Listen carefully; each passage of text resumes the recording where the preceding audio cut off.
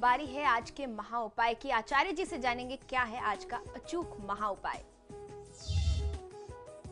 जी, आज का महा उपाय बेहद खास है। आज के महा उपाय में हम आपको बहुत सारी चीजें बताने वाले हैं।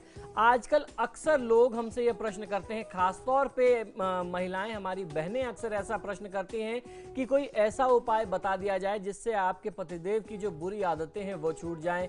पति बहुत ज़्यादा नशा करते हैं जिसके चलते धन खर्च रहता है और घर में तनाव बहुत ज़्यादा रहता है। घर की जो एक ऊर्जा पॉजिटिव होनी चाहिए वो बहुत निगेटिव है। घर वालों की सुनते नहीं, समाज में लोगों के सामने अपनी पत्नी का अनादर करते रहते हैं, दूसरों का कहा मानते हैं, दूसरों के कहने में ज़्यादा रहते हैं और घर के लोगों का नहीं सुनते, घर खर्च के पैसे नहीं देते, या फिर विवाहेतर संबंध जिसे एक्स्ट्रा मैरिटल अफेयर कहते हैं, उसके कारण उनके दाम्पत्य जीवन की दाम्पत्य स्थिति जो है वो नौबत जो है तलाक तक की आ गई है। तो आज हम आपको कुछ ऐसे 5 उपाय बता रहे हैं जिससे आप अपने परिवार को बचा सकते हैं। परिवार में को बचाने से सबसे बड़ी चीज ये है कि आप अपने वैवाहिक संबंध को बचा सकते हैं, परिवार को टूटने से बचा सकते हैं और आपका ये जो संबंध तलाक तक जा चुका है आप उसको वापस पुनः एक बार फिर से अच्छे तरीके से बचा सकते हैं।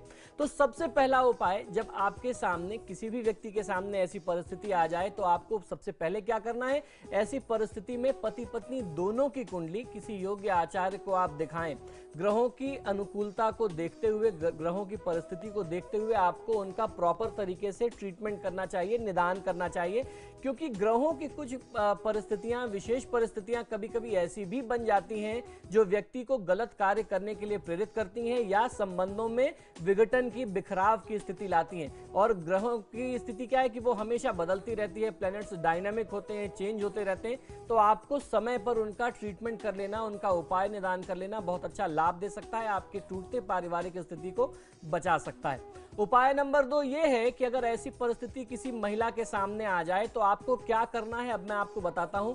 रविवार के दिन आपके पति की जितनी आयु है, अब आप ये समझ लीजिए कि आपके पतिदेव की उम्र जो है वो 40 साल है, तो लाल सूखी हुई मिर्च के जो दाने होते हैं, यानी जो लाल मिर्च के बीज होते हैं, उनको आप 40 ले लीजिए और दिन में ठीक 12 बजे गैस के ऊपर एक तवा रख दीजिए। जब तवा एकदम लाल हो जाए, धुआं निकलने लगे, ये 40 बीज आप उस पर डाल दीजिए और वो उस पर एकदम जल जाए।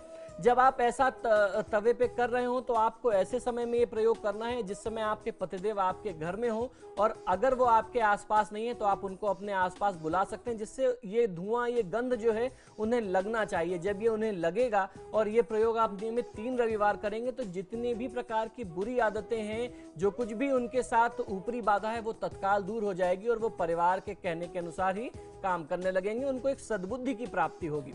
उपाय ये जो तीसरा है ये भी बहुत अच्छा लाभ लेकर के आता है किसी भी महिला के लिए। आपको करना यह है कि मंगलवार के दिन आप स्नान ध्यान से निर्वृत्त हो जाएं। भोजपत्र आपने अक्सर सुना होगा। भोजपत्र एक पेड़ की छाल होती है, एक पत्र होता है जिसपे पहले ऋषि मुनि लिखा करते थे। तो भोजपत्र का टुकड़ा ये पूजा पाठ की दुकानों में बहुत आसानी से मिलता है, बहुत सस्ता मिलता है। भोजपत्र का एक टुकड़ा ले लीजिए, इतना बड़ा टुकड़ा आपको लेना है जिसपे आप अपने पतिदेव का पूरा नाम लिख सके। और नाम लिखने के लिए आपको लाल चंदन की स्याही यानी लाल चंदन घिसना होगा और अनार की कलम, एक अनार की टहनी ले लीजिए, उसको कलम नुमा बना लीजिए, जिसे अनार की कलम कहते हैं शास्त्र की भाषा में। उसमें आप पतिदेव का पूरा नाम लिखें और लिखने के बाद इस पेपर को मोड़ करके, यानी इस टुकड़े को मोड़ करके शहद की एक नई शीशी में डुबो करके रख दीजिए। और इस शीशी को फिर ऐसी जगह पे रखिए जहां कोई छेड़े नहीं, और इसको रख करके आप भूल जाइए, इसको आप छोड़ दीजिए वहां पे। आप लोगों के संबंध में जितनी भी तलखियां हैं आपके प्रति, आपके पतिदेव के मन में जितनी भी कड़वाहट है वो दूर हो जाएगी और आपके प्रति उनके मन में सद्भावना और मिठास आने लगेगी। आपके संबंध जो तनावपूर्ण हो गए हैं वह जो है ठीक होने लगेंगे। ये बहुत ही माना हुआ प्रयोग है। और उसके साथ साथ चौथा प्रयोग आपको क्या करना चाहिए कि नियमित तौर पर शिव और पार्वती, भगवान शिव और मां पार्वती की आराधना, उसके साथ साथ मां राधा और भगवान श्री कृष्ण की आराधना कर लेना आपको बहुत अच्छा लाभ दे सकता है।